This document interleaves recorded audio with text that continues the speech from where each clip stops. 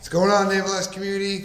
You're probably getting sick of Mohawk Matt, but hey, I didn't plan to be Mohawk Matt. It just kind of happened. I'm just rolling with it. Once again, I've got Mr. Bill Bray here. He is the DASN for RDT&E. Again, is the Deputy Assistant Secretary of the Navy for Research, Development, Test, and Evaluation. I think I got it good that time. You're good.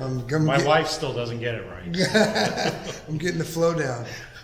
So today we kind of want to talk about, myself, Matt Denny, I'm actually on a rotation with NavalX, and I actually come from Naval Air Warfare Center Weapons Division, China Lake. You've been there before. Yep. Wonderful. Great this time of year. Yes. In the spring. Yes. Not as great in July and August. Try not to go out there in July and August. Yeah, I was at Camp Lejeune in June, so that was hot and humid. That's there. pretty rough too. Every place has a tough time of year. It does, definitely. Except for maybe San Diego. San Diego's kind of that happy middle all the time. So myself, I'm on a rotation, and so that actually, I want to ask you, sir, what, in your experience and kind of coming up in your career, what has been the value of you seeing not just rotationals, well, NavalX is brand new, but sending people through NavalX, but also just kind of rotationals in general and the value that comes behind that? So to me, there's a lot of value. Now you got to do it at the right time of your career and trying to get the right type of rotation for that adds value. But to me, what rotations provide, both for the organization that's receiving as well as the individual, it allows you to get a little bit of a different perspective and flavor, right? And so I know when I grew up, at a warfare center 30 years ago, I had my view of what was important in a warfare center.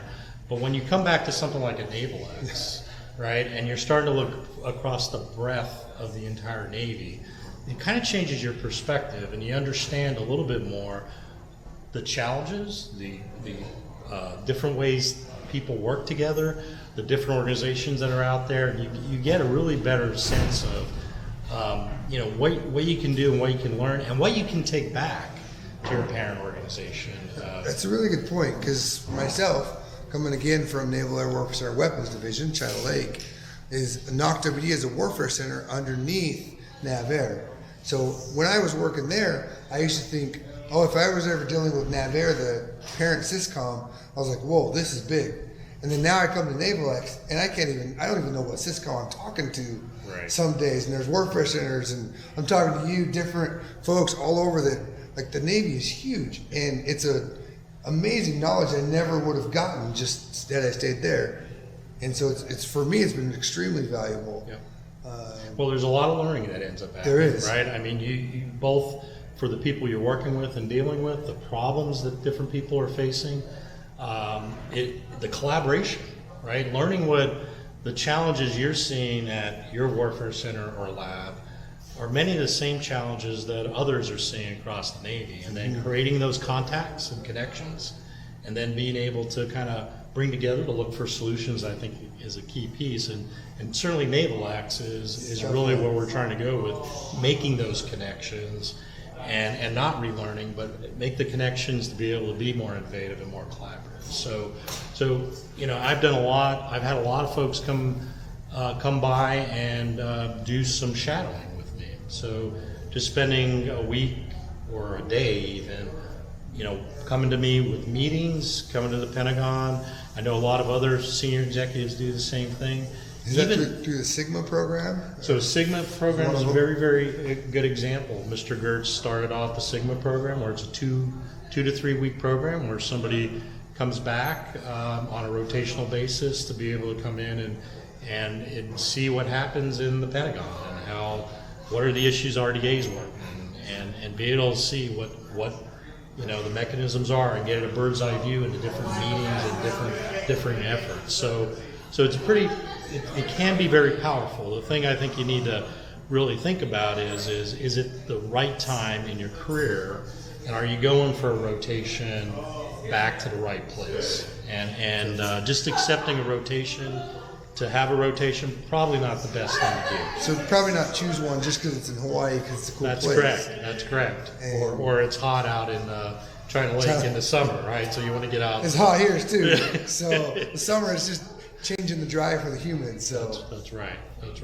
So I think, that's just one of those tools, I think, for professional growth. Okay. To consider as you're looking at your career roadmap, where you need to go, what you need to do to kind of continue to progress and grow as a Navy professional. Fantastic, sir. And as we've kind of talked about I don't know if a lot of you folks know, NavalX is actually rotational based. There's actually only 2 out of the 16, 18 people on our team who belong to RDA. Most of us all come from the warfare centers. We've got active duty folks. And so as we're kind of looking for that, there is a value to me, but do you see from your perspective, what kind of that value to the warfare center too? Yeah. So I think as you look at the warfare centers, again, that's that receiving. Matt, when you go back to China Lake, my expectation is you've learned a lot back here, a lot of the best practices, Definitely. A lot of good points of contact, an understanding of how the Navy works. Even while I'm still here, I've been reaching back, and that's right. They kind of have a direct line up to this kind of stuff. Yeah, and all the training you've done, you can take that back now. And I think the benefit to the lab, the warfare center, is now you're back there on site, or as you roll back to wherever you may end up. Sure. You're bringing that understanding and expertise back to a bigger, broader entity, right? That whole command. Definitely. And so I think that's the advantage of the commands, the receiving commands. And I know working with the warfare center EDs, executive directors, really, they're all in, and the tech bridge work and things like that. So I think there's definitely value, and I think probably in the fall we'll be looking for, through the EDs, Yep. what are some candidates that may want to come back here that could add value to the NavalX mission. So watch for that as we go forward. Definitely. And I think it's a key place, key learning area for the Navy today and into the future. Fantastic. Thank you again for your experience and all the things you keep sharing with us. You've been so gracious and giving us all kinds of great information, kind of telling not only the warfare centers, but kind of the Department of the Navy, just how big it really is, and the DASN RDT&E and all the different things that are kind of going on. Well, I know Matt will have DASN RDT&E memorized so much that he's saying it in his sleep over the next Deputy couple Assistant days. Secretary of the Navy for Research, Development, Test, and Evaluation. That's right. Got it. Great, Matt. Got it. Pleasure being here. Fantastic. Thanks, sir. You bet. Have a great one, guys.